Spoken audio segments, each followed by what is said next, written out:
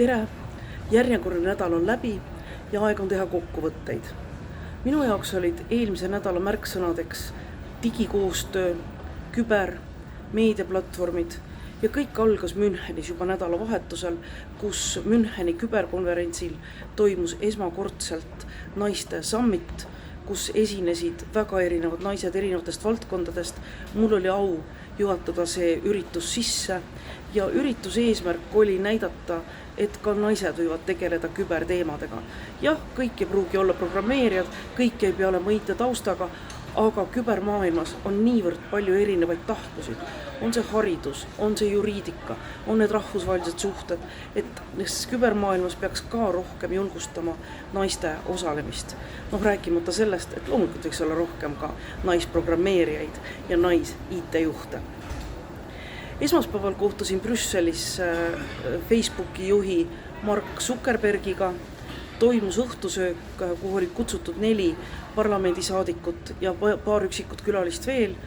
See oli kokkuvõte Mark Zuckerbergi külastusest Euroopasse, ta oli Münchenis, ta kohtus Brüsselis volinikega, ta kohtus Brüsseli ametnikega ja rääkis meiega siis vahetult enne äralendu tagasi koju. Ma kohtusin temaga esmakordselt. Aga mis jättis mulle väga sümpaatse mulje, oli Facebooki soov teha koostööd teiste platvormitega, aga ka soov koostööd rohkem teha valitsustega. Kas nad on õppinud Cambridge Analytica ja Ameerika Ühendriikide valimistest? Mina väidan, et on. Vähemalt Zuckerberg ütles, et pärast seda maailmas toimunud umbes 200 valimist ja Facebook on kõiki neid jälginud ja Facebooki prioriteediks on Facebookis leviva väärinfo, valeinfo tõkestamine, selle eemaldamine ja kõrvaldamine. Küll pöördus ta ka parlamendiliikmete poole palvega, et me reguleeriksime paremini mõnda valdkonda, näiteks küberterrorismi.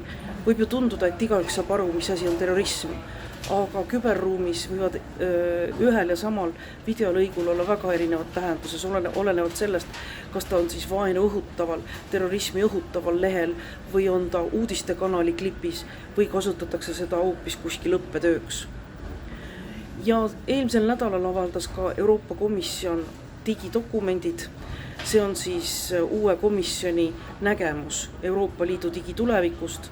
Need dokumendid puudutasid digitulevikku üldisemalt, tehisintellekti ja andmete paremat kasutamist.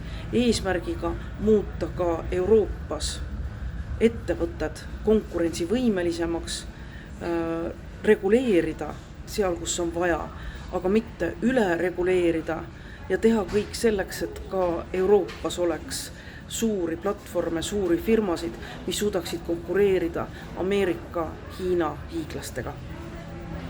Mina lähen nüüd lennuki peale, lendan Washingtoni, on Euroopa Parlamendi digiteemadega tegelevate parlamendisaadikute visiit.